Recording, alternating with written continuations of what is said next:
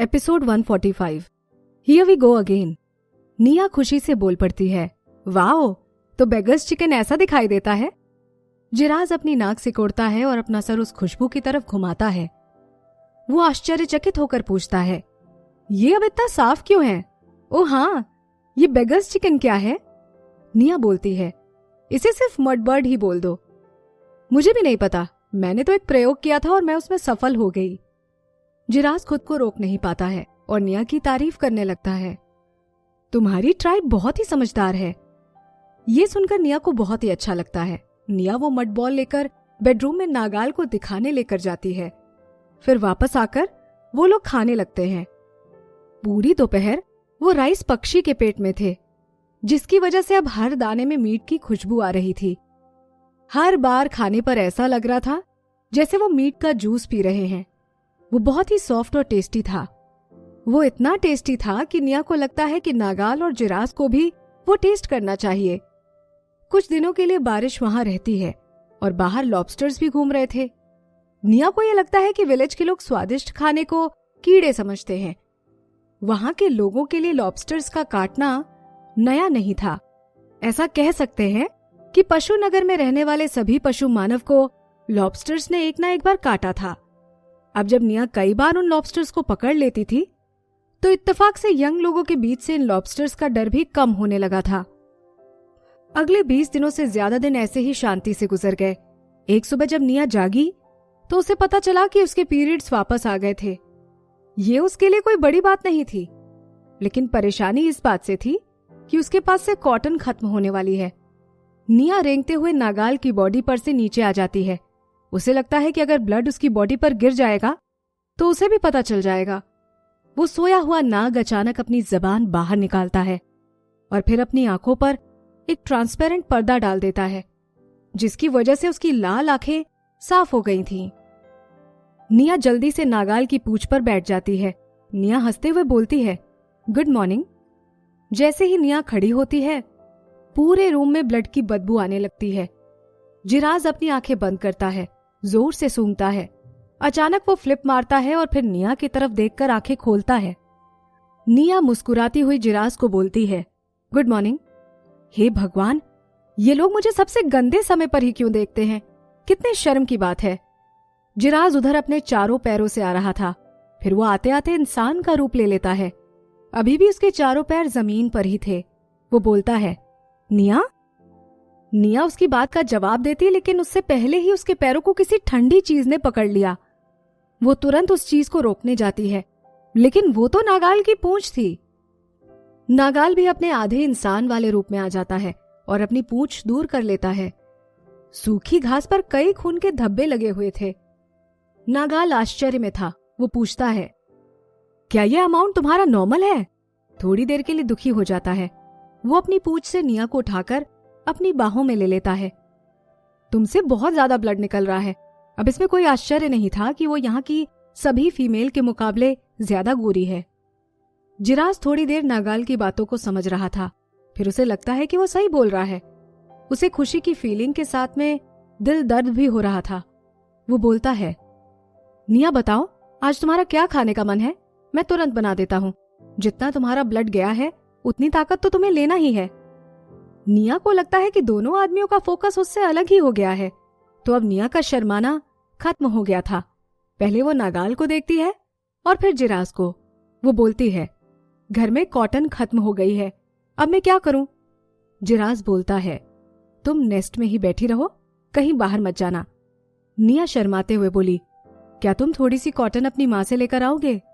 वो बोलता है, अभी तो सीजन खत्म हो गया है, अब किसी के भी पास कॉटन नहीं मिलेगा। जिन कॉटन के फूलों को पहले तोड़ा नहीं था, अब वो बारिश में पूरी तरह भीग चुके हैं। फिर वो थोड़ा सोचता है और आगे बोलता है, तुम एनिमल स्किन का इस्तेमाल क्यों नहीं कर लेती हो? निया बार बार अपना सर हिलाकर बोलती है, कोई बात नहीं, तुम रहने दो। निया को सिर्फ इन्फेक्शन का डर था, इसीलिए वो एनिमल स्किन को यूज नहीं करना चाहती है। अब वो बाकी पूरे साल क्या करेगी? अब तो उसको अगली गर्मी का ही इंतजार करना पड़ेगा। जब वापस कॉटन के फूल लगेंगे तभी वो उन्हें ला सकती है। ये सोचकर वो बहुत दुखी हो जाती है। भारी बारिश की वजह से नदी भी तेजी से बह रही थी। और उसका पानी भी गंदा हो गया था। जब नदी से पानी निकालते हैं तो उसमें मिट्टी ज्यादा होती है, इसलिए अगर वो पानी इस्तेमाल करना है तो उसे कुछ देर के लिए रखना पड़ेगा ताकि वो नीचे जम जाए। नागाल आधा बेसिन भरकर पानी बेडरूम में ले आता है। नागाल निया को अपनी पूंछ पर बैठा लेता है। डरी हुई निया जिराज के हाथ को नीचे करती है और बोलती है, मैं खुद अपने आप को साफ कर लूंगी। नागाल बोलता है, तुमने नहीं कहा था कि तुम्हारा पेट दर्द कर रहा है? नागाल ये बोलते हुए निया के एक्सप्रेशन देखता है। कई लड़कियों को सुबह लो ब्लड शुगर की प्रॉब्लम होती है और ये स्पेशली उनके पीरियड्स के टाइम पर ज्यादा पता चलता है। निया का चेहरा हमेशा जितना पीला होता है आज उससे भी ज्यादा पीला पड़ गया था, बल्कि उसके होठ भी सूखकर ब्लड के कलर जैसे हो गए हैं। नागाल बोलता है, बेवकूफ बनाना बंद करो। फिर नागाल अपनी आंखें घुमा लेता है। उसकी आंखों में थोड़ी निराशा लग रही थी। फिर नागाल एक सूखा टॉवल लेकर जबरदस्ती निया को साफ करने लगता है। निया के चेहरे पर गुस्से के भाव दिखाई दे रहे थे। उसमें अपना सर नीचा करने की हिम्मत नहीं है, तो वो सिर्फ दूसरी तरफ ही देख सकती है। उसको क्या नहीं देखना है, वो सोचने में उसे हर्ट नहीं हो रहा है। फिर वही पुरानी परेशानी करने की दिक्कत शुरू हो गई थी। वैसे तो निया काफी अच्छी लड़की है, लेकिन वो थोड़ा शर्माती ज्यादा है। पहले निया नागाल को एक्सेप्ट नहीं कर रही थी क्योंकि वो उसे अपना साथी नहीं देख पा रही थी, लेकिन अब वो दोनों इतने समय से साथ में रह रहे हैं तो निया को लगता है कि उसे नागाल को एक्सेप्ट कर लेना चाहिए। अगर वो प्रेग्नेंट हो जाती है तो कुछ महीनों के लिए उसका पीरियड का इश्यू भी सॉल्व हो जाएगा। निया को दरवाजे पर दहाड़ सुनाई देती है। निया ऊपर देखती है। जिराज? जिराज दहाड़ता हुआ अपना सलाइवा अंदर उतार लेता है। बहुत ही परेशानी से वो निया पर से अपनी नजर हटाकर उस इरिटेटिंग नाग की तरफ करता है। जिराज बेशर्मी से बोलता है, वो मेरे फर हैं और वो बारिश में भीग जाएंगे। नाग, आज शिकार पर तुम चले जाओ, मैं निया का ध्यान रख लूंगा। आज वैसे भी शिकार करने का तुम्हारा टर्न है। नागाल उसे देखता है, फिर वो टॉवल धोकर निया को बोलता है, तुम थोड़ा सहयोग करना, मैंने वो ठीक से साफ नहीं किया है। निया बोलती है, मुझे लगता है तुमने कुछ कम ज्यादा किया है, लेकिन कोई बात नहीं, ये थोड़ी ही देर में फिर गंदा हो जाएगा। जब जिराज को लगता है कि उसे इग्नोर किया जा रहा है तो वो फिर से धीरे से दहाड़ता है। फिर नागाल उसे देखता है और डीप आवाज में बोलता है, तुम अभी तक शिकार पर नहीं गए? जिराज की तेज आंखें देखती हैं कि नागाल की पूंछ ऊपर उठ रही है। वो देखकर जिराज डर जाता है। ये जिराज को मारने का नागाल का पहला साइन था। फिर वो एक बार नागाल को घूरता है और फिर वहां से भाग जाता है। अब घर में सिर्फ नागाल और निया अकेले ही बचे थे। ऐसे माहौल में निया को बड़ा अजीब लग रहा था। निया बोलती है, यहां बहुत ठंड है। फिर वो अपने कंधे को रब करते हुए उठकर कपड़े ढूंढने चली जाती है। वो तभी चली थी जब उसको पीरियड हुआ था। अब उसके अंदर और चलने की हिम्मत नहीं बची थी। Episode 146 a kiss to remember. नागाल लाइट रेड स्टोन बेसिन से टॉवल उठाता है और उसे घुमा देता है। फिर जो ब्लड नीचे गिर गया था उसे साफ करता है और निया के लिए थोड़े थिक कपड़े ले आता है। निया उसे थैंक्स बोलती है और उससे कपड़े लेकर पहन लेती है। ये कपड़े जो एनिमल स्किन से बने थे वो मॉडर्न कपड़ों जैसे लग रहे थे, लेकिन उसमें बटन नहीं थे। उसमें शर्ट को बांधने के लिए एनिमल स्किन से ही रस्सी बना रखी थी। पैंट्स के लिए भी उसमें कमर पर एक रस्सी लगी थी, उसे सिंपली बांधना होता है। निया कपड़े पहन लेती है। वो पैंट को देखकर पहले तो थोड़ा हिचकिचाती है, लेकिन फिर बाद में वो उसे नहीं पहनने का सोचती है। वो बोलती है, अगर ये थोड़ा सा भी गंदा हो जाएगा तो इसे धोने में बहुत परेशानी होगी। इससे अच्छा है कि मैं सिंपल एनिमल स्किन ही लपेट लेती हूँ। नागाल बोलता है, ठीक है। फिर वो पैंट को उठाकर वापस वुडन बॉक्स में डाल देता है और ब्लड वाला पानी लेकर बाहर चला जाता है। नागाल लंबे समय तक निया के पास ही रहता है। फिर जैसे ही निया को ब्लीडिंग होती है वो तुरंत उसे साफ कर देता है और फिर फ्रेश पानी लाकर रख देता है। यही चीज वो बार बार करता है। निया सूखी घास की थोड़ी पत्ती अपने मुंह में रखती है और उसे चबाती रहती है। फिर जोर से उसे 2 हिस्सों में बांट देती है। सावधानी से हवा में उड़ाते हुए बोलती है, नागाल, अब ये खत्म हो जाए तो फिर मैं तुम्हें एक्सेप्ट कर लूंगी। वो चौंक कर निया की तरफ देखने लगता है। उसकी बॉडी भी कांप रही थी। निया बोलने के बाद शर्माते हुए नीचे देखने लगती है। फिर जब काफी देर तक उसे नागाल का जवाब नहीं मिलता तो वो फिर ऊपर देखकर बोलती है, नागाल। नागाल एकदम अपने ख्यालों से बाहर निकलकर बोलता है, तुमने अभी क्या कहा? उसे लग रहा था जैसे वो दिन में सपना देख रहा हो या ये उसका भ्रम हो। फिर वो टॉवेल को मोड़कर बोलता है, मैंने ठीक से सुना नहीं, तुमने क्या बोला? वो धीरे से बोलती है, जब मेरे पीरियड खत्म होंगे तो मैं तुम्हें एक्सेप्ट कर लूंगी।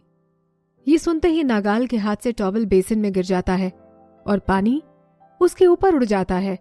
उसके लाल आईलैशेस से पानी नीचे टपकता है। डरी हुई निया सिर्फ नागाल के अबनॉर्मल बर्ताव को ही देख पा रही थी।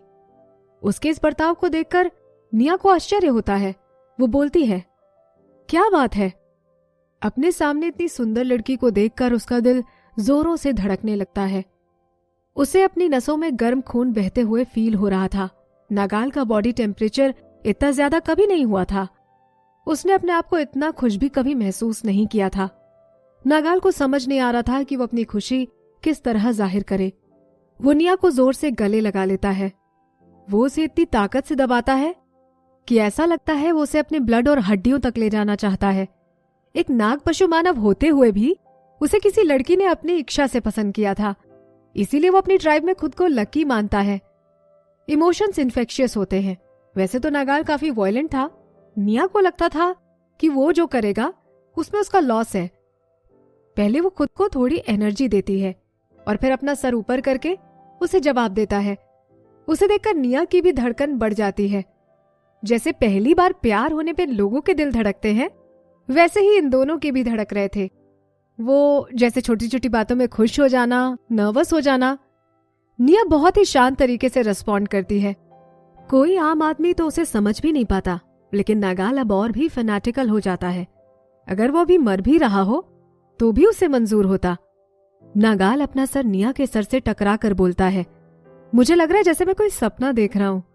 वो निया के इतने करीब आ जाता है कि निया की आंख झपकने लगती है।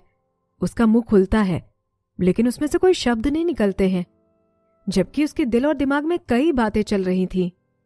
निया गहरी सांस लेती है और सोचती है, यहां पर आदमियों को फुसलाना कितना आसान होता है। नागाल अपना सर निया के सर से टकराकर बोलता है, मुझे लग रहा है जैसे मैं कोई सपना देख रहा हूं। वो निया के इतने करीब आ जाता है कि निया की आंख झपकने लगती है। उसका मुंह खुलता है, लेकिन उसमें से कोई शब्द नहीं निकलते हैं, जबकि उसके दिल और दिमाग में कई बातें चल रही थीं। निया गहरी सांस लेती है और सोचती है, यहां पर आदमियों को फुसलाना कितना आसान होता है। अगर वो शादीशुदा होते तो इससे भी ज्यादा इंटीमेट होते। अभी तो सिर्फ उसने बोला है और वो आदमी इतना एक्साइटेड हो गया। अभी तो हम सिर्फ आइसबर्ग नागाल की बात कर रहे हैं। अगर उसकी जगह जिराज होता तो अभी तक तो वो मून पर उड़ गया होता। जब नागाल देखता है कि अब निया की सांस ठीक हो गई है, तो फिर वो अपना मुंह ऊपर उठाकर उसके होठों पर किस कर देता है। अपनी स्टिफ गर्दन के साथ निया उसे हटाने के लिए उसके चेस्ट को प्रेस करती है। फिर जिराज का क्या? जब वो जिराज की बात करती है तो अपनी आंखें नीची कर लेती है। वो आगे बोलती है, हम अभी भी उसी के घर में रह रहे हैं। सच में, अगर निया की किस्मत में नागाल नहीं होता तो वो जिराज को अपना साथी बनाती। जिराज उसकी उम्र का भी था और उन दोनों के पास बात करने के लिए भी बहुत कुछ था। निया उसकी बबली पर्सनालिटी से भी अट्रैक्टेड थी और जब भी वो उसके आसपास रहती थी वो हमेशा ही खुश थी। और तो और जब वो उसे गले लगाकर सोती थी तो उसे बहुत ही गर्म और आरामदायक लगता था। ठीक है, इस पॉइंट के लिए वो अपनी जिंदगी किसी सॉफ्ट टॉय के साथ नहीं रह सकती थी, क्योंकि वो पहले से ही नागाल के साथ मेट कर चुकी थी, तो उसे जिराज को एक्सेप्ट ना करना गलत नहीं लग रहा था। नागाल ने उसे टाइट अपने चेस्ट पर लगाकर रखा था। फिर वो डीप आवाज में बोलता है, मैं पहला ही हूं। जब वो बोल रहा था, निया के कानों में ठंडी हवा जा रही थी। निया बोलती है, क्या? क्योंकि उसे समझ में नहीं आ रहा था कि नागाल का क्या मतलब था। वो उसकी तरफ देखती है। नागाल बोलता है, तुमने पहले मेरे साथ मेट किया, उसके बाद उसके साथ। वैसे तो निया की आवाज ज्यादा लाउड नहीं थी, लेकिन वो निया के ब्रेन में बिजली की तरह लगी। वो इतना ज्यादा शॉक्ड हो गई थी कि उसकी दिल की धड़कन बस रुकने ही वाली थी। वो नागाल को देखकर अपनी आंखें चौड़ी कर देती है। क्या नागाल ने जिराज को एक्सेप्ट कर लिया था? ये उसके साथ होना चाहिए था। जब दूसरे लोग उसके लिए प्यार दिखाएंगे तो उनकी जिंदगी खतरे में आ जाएगी।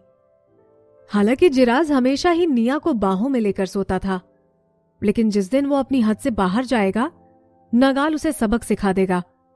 निया बोलने जाती है, लेकिन फिर वो रुक जाती है। वो जिराज को छोड़ देना कैसे बर्दाश्त कर सकती है? वो नागाल को लेकर दूर इसीलिए जाना चाहती है क्योंकि उसे लगता है कि अगर वो और जिराज एक दूसरे को देख पाएंगे तो उन्हें अच्छा लगेगा। फिर जब उसे पता चलता है कि नागाल ने ये बोला है तो वो लालच में आ जाती है। उसकी तेज धड़कते हुए दिल ने उसके खुद को धोखा देने के इरादे को मुश्किल बना दिया था। नागाल की आंखें अचानक से कोल्ड हो जाती हैं। वो अपने बड़े और ठंडे हाथ निया की गर्दन पर रखता है।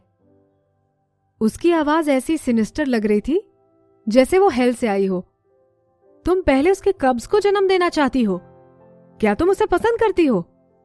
उसे लग रहा था जैसे नागाल के हाथों के नीचे उसकी गर्दन की नसें धड़क रही थी। डर के मारे निया की सारी मसल फ्रोज हो जाती है। नागाल बोलता है, क्या तुम मेरे शब्द भूल गई हो? अगर तुम किसी और आदमी को पसंद करती हो तो मैं पक्का करूंगा कि वो फिर कभी तुम्हारे सामने ना आए। निया को अचानक नागाल के शब्द याद आते हैं, जबकि वो भी नर्म आवाज में बात कर रहा था। फिर भी उसे अजीब लग रहा था। उसे लग रहा था कि इसमें जिराज नहीं था, लेकिन वो गलत समझ रही थी। नागाल उसकी तरफ गुस्से से देखकर बोलता है, क्या तुम उसे पसंद करती हो? अभी भी उसकी आंखों के अंदर दुख छुपा था। वो लालची था। निया की मान जाने के बाद भी वो चाहता था कि निया उसी की रहे। नागाल ने पहले उसे जिराज के साथ इसी कारण रहने दिया था क्योंकि पहले उसका कोई साथी नहीं था। उसे यह भी लगता था कि शायद वो उससे नफरत करती हो, इसीलिए जिराज को अपने आसपास रखना चाहती है। लेकिन अब ऐसा लग रहा था कि यह केस नहीं था। ये भी शायद पहले उस लेपर्ड के बच्चे को जन्म देना चाहती थी। अब उसके दूसरे आदमी की रिप्लेसमेंट का समय हो रहा था। निया डरी हुई थी। वो अपना सर हिलाकर बोलती है, नहीं। वो अपना एनिमल स्किन और ठीक से पहन लेती है और बोलती है, जिराज मेरे बड़े भाई जैसा है, हम उससे आगे क्यों नहीं बढ़ रहे हैं? उसे हर्ट मत करो। ये सुनकर नागाल को थोड़ी शांति मिलती है। जब उसे निया के चेहरे पर डर दिखाई देता है तो वो उसके चेहरे पर प्यार से हाथ फेरता है। फिर वो प्यार से बोलता है, डरो मत चांदनी, मैं उसे नहीं मारूंगा। निया चैन की सांस लेती है।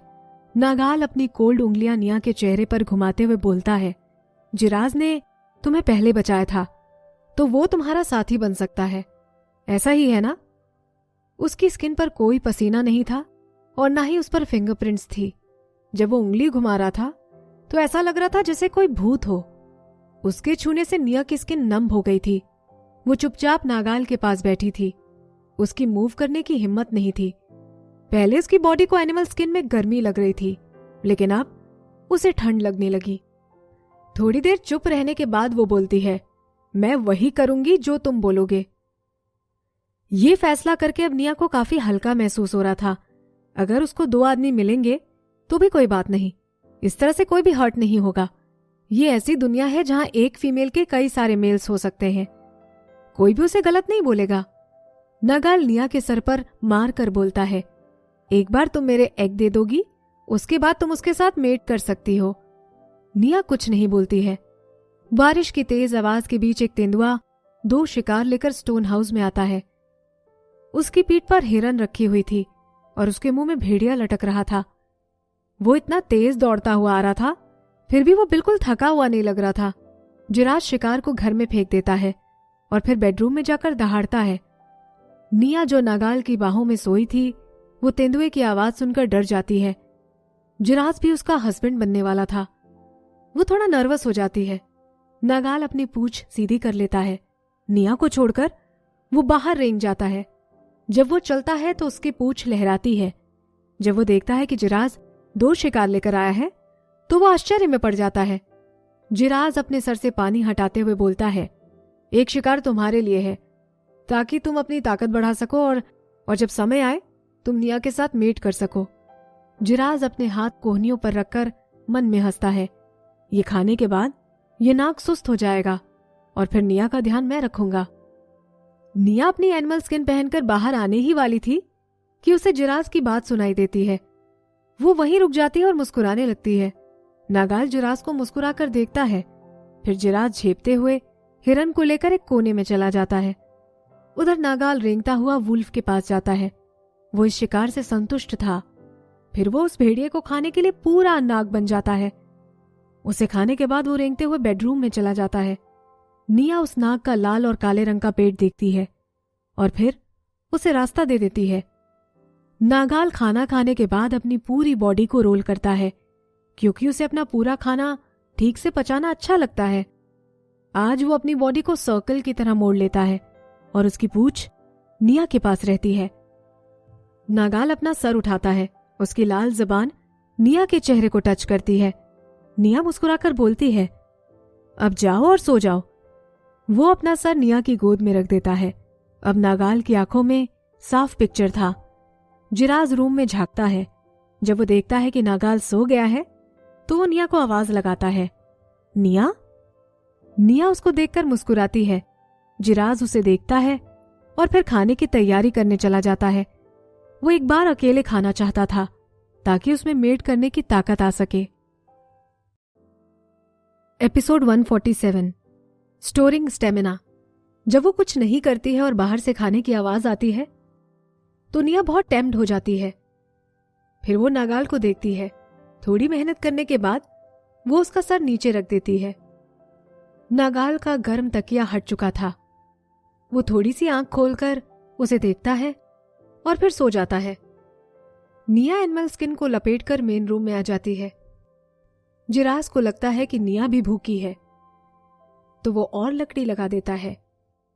ये अभी नहीं बना है, इसमें थोड़ा और वक्त लगेगा। आधा सूखा हुआ टॉवेल लेकर निया उसके पास बैठ जाती है और बोलती है, ओह, मैं बाहर सिर्फ देखने ही आई हूं और आग से गर्मी लेने। जैसे उसे खाने की खुशबू आती है उसे भी भूख लगने लगती है और वो अनजाने में अपनी जीभ बाहर निकाल लेती है। ये देखकर जिराज बोलता है, मैं तुम्हारे दांत साफ करने के लिए कांटे वाले फल लेकर आऊंगा। फिर वो तेजी से बारिश में चला जाता है। उसे जाता देखकर निया प्रार्थना करती है कि बाहर कोई भी ना हो। एक कांटेदार फल का पौधा बचा हुआ था।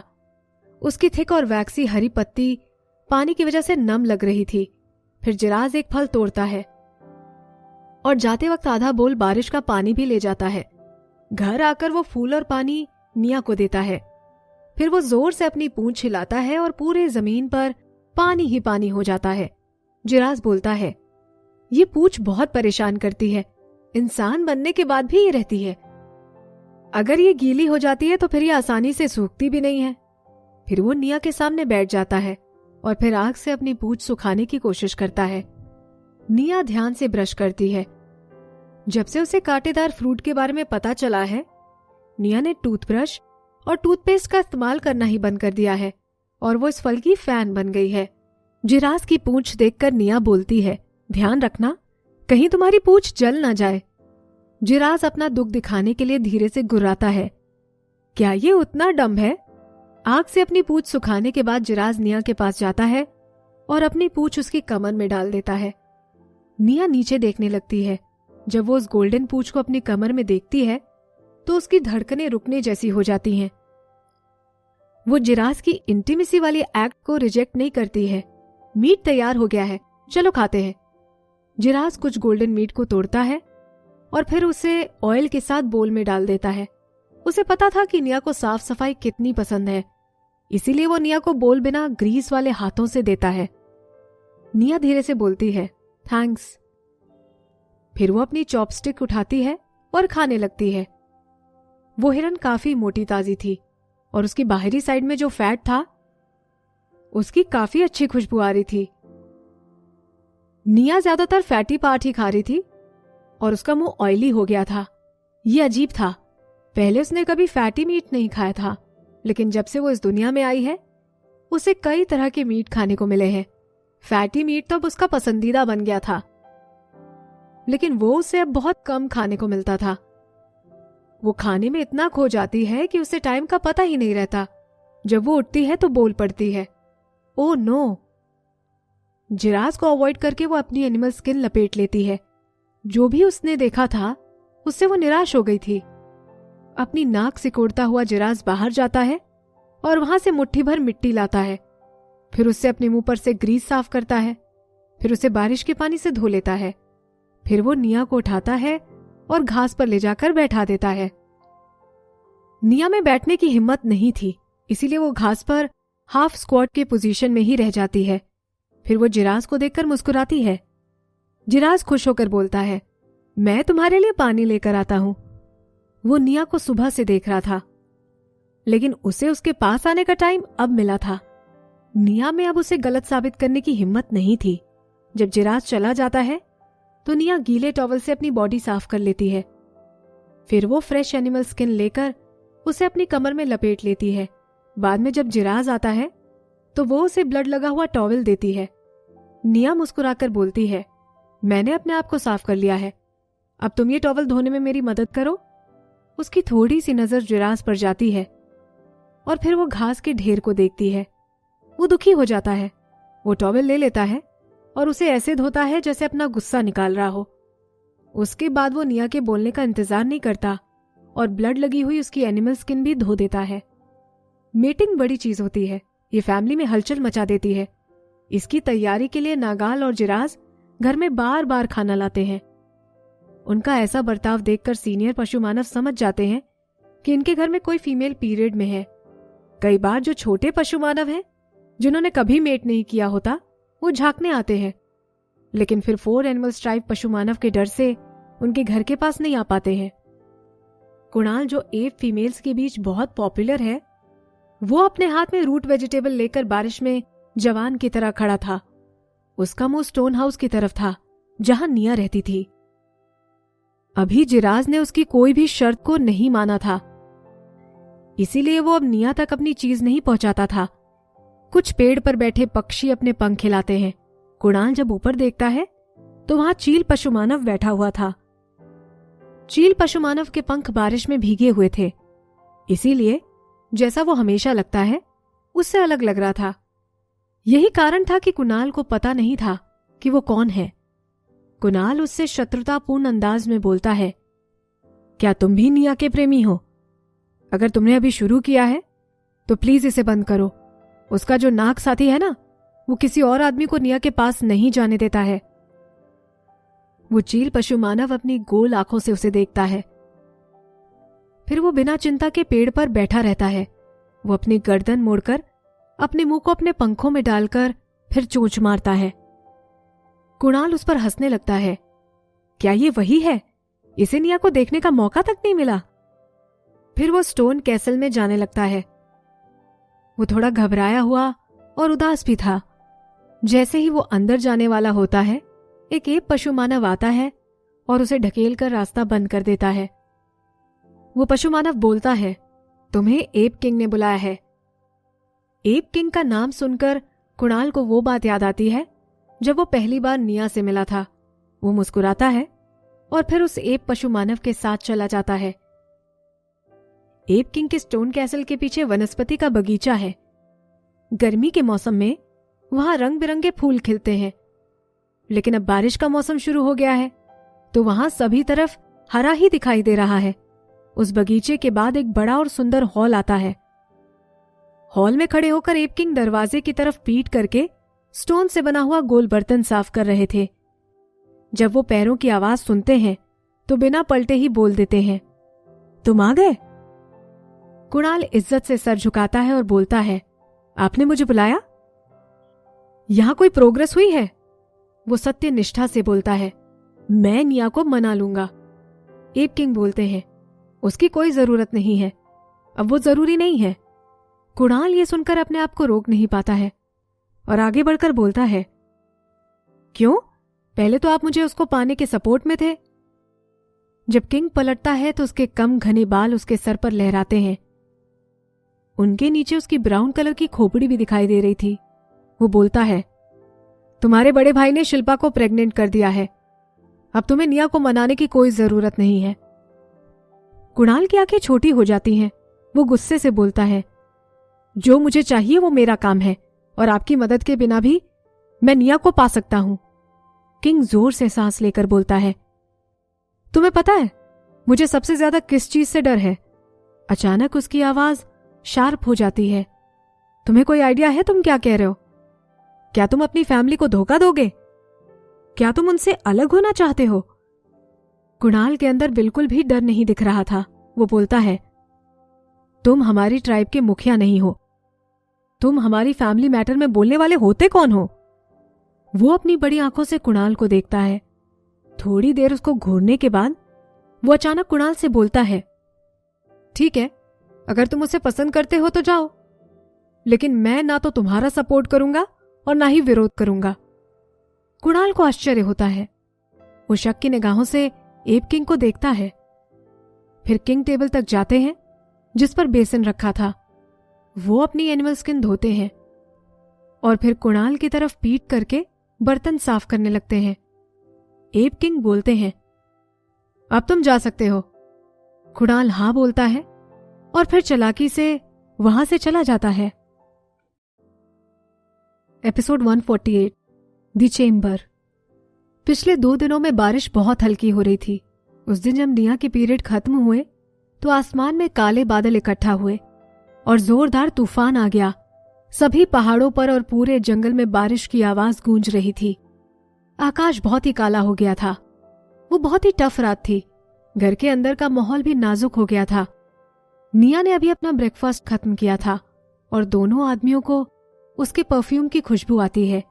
फिर निया बहाना बनाती है कि उसे अपना मुंह धोना है और वो गहरी सांस लेकर मेन रूम में आ जाती है। आखिरकार अब मेट का टाइम हो गया था। It's wedding night. जिराज को देखकर नागाल अपनी लाल आंखें छोटी करता है। जिराज अपनी नाक से गर्म हवा छोड़ता है और फिर तेंदुआ बनकर चुपचाप वहां से चला जाता है। जिराज मेन रूम में नहीं रहता है। उसके बजाय वो बेडरूम की खिड़की पर जाकर बैठ जाता है। निया को नहीं पता था कि जिराज बाहर ही बैठा है, तो वो राहत की सांस लेती है। उसे लगता है कि घर में अब सिर्फ वो और नागाल दोनों ही हैं। घर के अंदर लाइट भी डिम थी, इस वजह से उसे और भी खुशी हो रही थी। ऑफ कोर्स अगर वहां अंधेरा होता तो उसे और भी अच्छा लगता। निया कांपते हुए दिल से बोलती है, क्या अब हम शुरू करें? उसकी आवाज में भी कंपन थी। नागाल के हाथ निया के कपड़ों तक चले जाते हैं और फिर वो उसकी कमर पर हाथ फेरने लगता है। उसको पकड़कर निया बोलती है, तुम बहुत कड़क हो। तुम नर्वस हो रही हो क्या? बारिश की आवाज के बीच में नागाल की आवाज अलग ही मोहित करने वाली लग रही थी। निया अपने आप ही कांप रही थी। वो गुस्से का बहाना करके नागाल की तरफ देखती है। वो अंदर से तो कमजोर महसूस कर रही थी, लेकिन ऊपर से स्ट्रांग दिख रही थी। फिर वो बोलती है, ये मेरा पहली बार है, तो मैं नर्वस नहीं होंगी क्या? नागाल रुक जाता है और उसकी सांस ठीक करते हुए बोलता है, मैं खुद को कंट्रोल करने की कोशिश करता हूं। ये सुनकर निया और भी घबरा जाती है। उसकी अचानक इच्छा होती है कि वो जिराज को अपना बॉडीगार्ड बना ले। क्या नागाल की सहनशीलता और उसकी ताकत के कारण निया इससे मर जाएगी? नागाल निया के कपड़े फाड़ देता है। कुछ बेल्ट थे जिन्हें अचानक टूटना पड़ा। निया बोलती है, कपड़े मत फाड़ो, इन्हें तुमने ही सिया है। वो अपनी बात पूरी करे उसके पहले ही नागाल उसे घास के ढेर पर गिरा देता है। पलक झपकते ही घर में अंधेरा हो जाता है। अभी निया को सिर्फ 2 चमकती हुई लाल आंखें दिखाई दे रही थी और एक काला साया। नागाल निया को किस करता है और उसके हाथ निया की कमर पर चले जाते हैं। पता नहीं कब उसकी पूंछ इंसान के पैरों में बदल जाती है। उधर जिराज बाहर बारिश में भीग रहा था और उसने अपने सामने एक बड़ा गड्ढा खोद दिया था। जब भी वहां से कोई पशु मानव निकलता था तो जिराज के कान खड़े हो जाते थे। फिर जब तक वो पशु मानव दूर ना निकल जाए तब तक वो दहाड़ता रहता था। जो जागरूक पशु मानव थे वो उन्हें टालने की कोशिश करते थे। वहां कई बेशर्म पशु मानव भी थे जो कान लगाकर सुनते थे। फिर जिराज उन पशु मानव के ऊपर कूदकर उन्हें मार देता था। जब वो थक जाता था तो वो जमीन पर लेटकर थोड़ी देर सो जाता था। जब उसे प्यास लगती थी तो वो अपना मुंह ऊपर खोल लेता था और बारिश का ही पानी पी लेता था। वो तभी उठकर देखता था जब फीमेल की आवाज नहीं आती थी। अंदर नाग निया को पूरी तरह से लपेट लेता है। लगता है उनकी मीटिंग खत्म हो गई थी। जिराज दहाड़ता है, निया कहाँ है? जिराज खिड़की खोलकर अंदर आ जाता है और 2-3 बार नागाल के आसपास चक्कर काटता है। जब उसे निया दिखाई नहीं देती है तो वो नाग पर दहाड़ता है, कहीं ये निया को खा तो नहीं गया? ये नाग पशु मानव कोल्ड ब्लडेड जानवर होते हैं। इन पर भरोसा नहीं किया जा सकता है। जब जिराज पछतावे से पूरा भर जाता है तो फिर वो नागाल पर झपट पड़ता है और पहली बार उसे काटता है। जब पशुमानव कॉपुलेट कर लेते हैं तो फिर वो आसानी से घायल किए जा सकते हैं और नागाल कोई अलग नहीं था।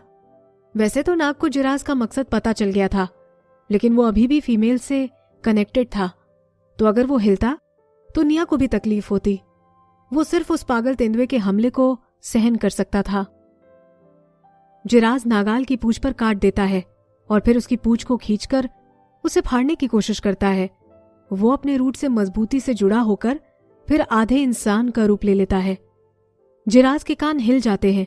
वो अपनी सूझबूझ से खतरे को टालने के लिए जोर से भाग जाना चाहता था, लेकिन फिर जब उसको ख्याल आता है कि उस नाग ने उसकी निया को खा लिया है तो वो सब भूल जाता है और अब नागाल को और भी गुस्से से काटता है। नागाल उसकी गर्दन पकड़कर उसको हटाने की कोशिश करता है। फिर जब जिराज नागाल को नफरत से देखता है तो वो दर्द से दहाड़ने लगता है। नागाल बोलता है, अब बिल्कुल ठीक है। नागाल की आंखों की लंबी पुतलियां अब फिर गोल हो जाती हैं। वो उम्मीद के साथ नागाल की तरफ देखकर दहाड़ता है।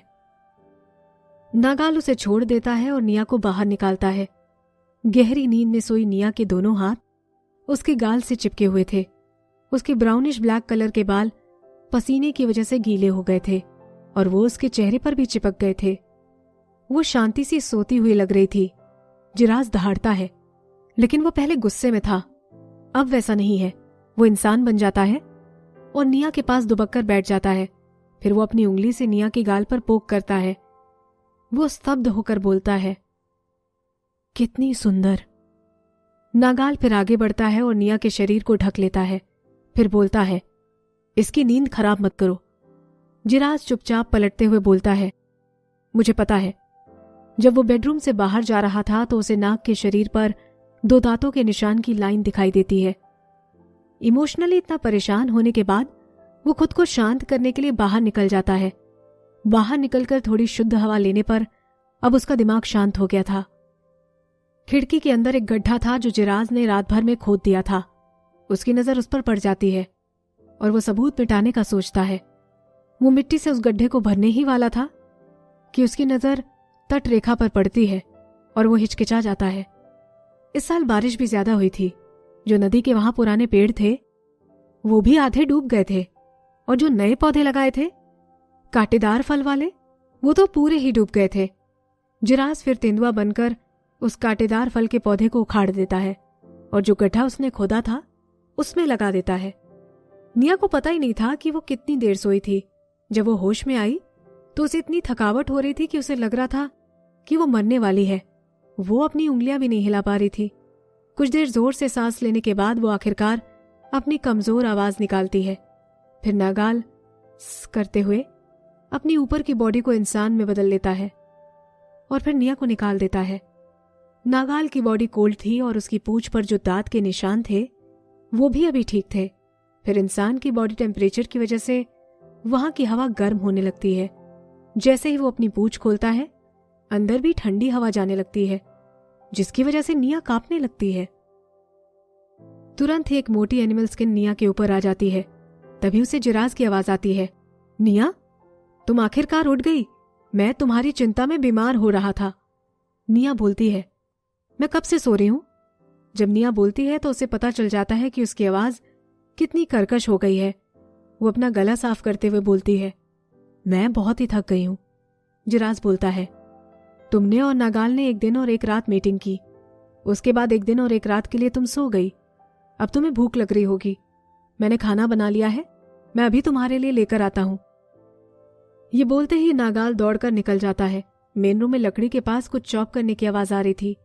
उसके बाद पत्थर तोड़ने की आवाज आती है। निया आश्चर्य में पड़ जाती है। 1 दिन और 1 रात। वो नागाल को देखना चाहती थी जो उसके पास सोया था, लेकिन वो इतनी कमजोर हो गई थी कि वो सिर्फ अपनी आंखें घुमा सकती थी।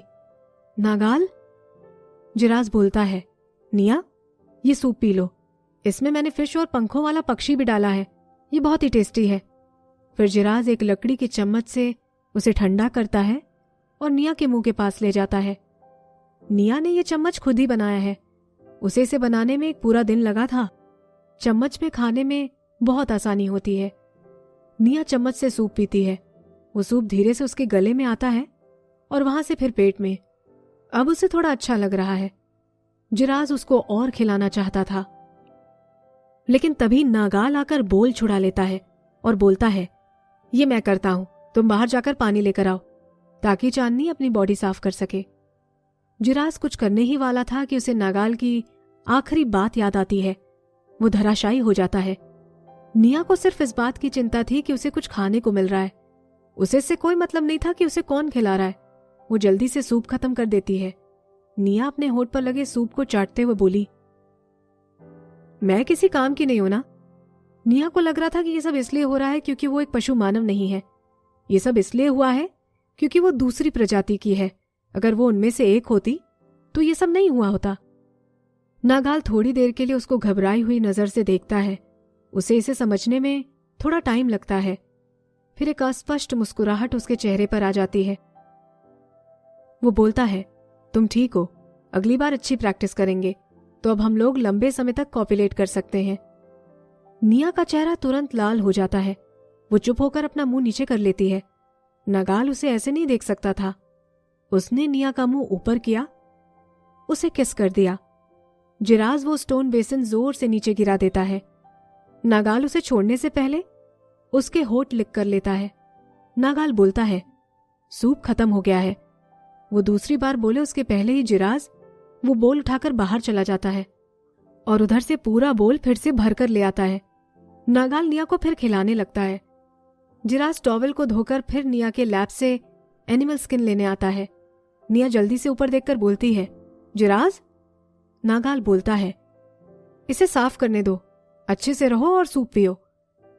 नागाल निया के मुंह के पास चम्मच लेकर जाता है। निया को उसे पीने के अलावा कोई चारा नहीं होता। निया की पूरी बॉडी शक्ति रहित हो जाती है। नागाल के कहने पर ही वो जिराज से मदद लेने के लिए मानी थी। जिराज की एक्शन बहुत ही आराम वाली थी। वो डरा हुआ होता तो वो कुछ तोड़ देता। साथ में कभी कभी वो नागाल को गुस्से से भी देखता था। उसने निया की बॉडी पहले देखी थी और उसे पता था कि वो कैसी दिखती है। उसे उसकी बॉडी पर सूजन दिखाई देती है। वो सोच रहा था कि निया को अभी कितना पेन हो रहा होगा। नाग पशुमानव ऐसे होते हैं जिन्हें यही नहीं पता होता कि लड़कियों को कैसे खुश किया जाता है। ऐसे अजीब से माहौल में निया 3 बोल सूप पी गई थी। फिर वो जिराज को अपने सर से पांव तक साफ करने देती है। उसके बाद वो एनिमल स्किन पहनकर जिराज की घास के ढेर पर जाकर सो जाती है। नागाल की बॉडी बेडरूम में रिलैक्स कर रही थी। तभी उसकी नजर निया के पेट पर पड़ती है। वो बहुत सॉफ्ट था। फिर वो बोलता है, मैं शिकार करके आता हूं। निया को अब अचानक नागों से डर लगना बंद हो गया था। जब वो नागाल की बॉडी देखती है तो उसे सिर्फ शर्म ही आती है। वो फरी एनिमल स्किन में अपना मुंह छुपाकर बोलती है, ध्यान से जाना। नागाल चला जाता है।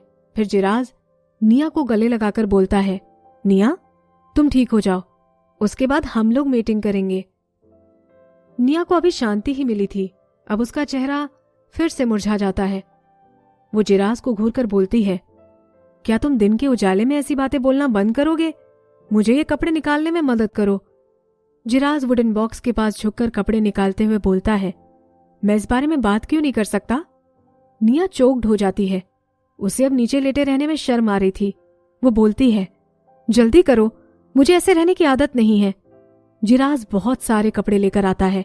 फिर बोलता है, चलो मैं तुम्हें कपड़े पहना देता हूं। निया को तुरंत अपनी रिक्वेस्ट पर पछतावा होता है।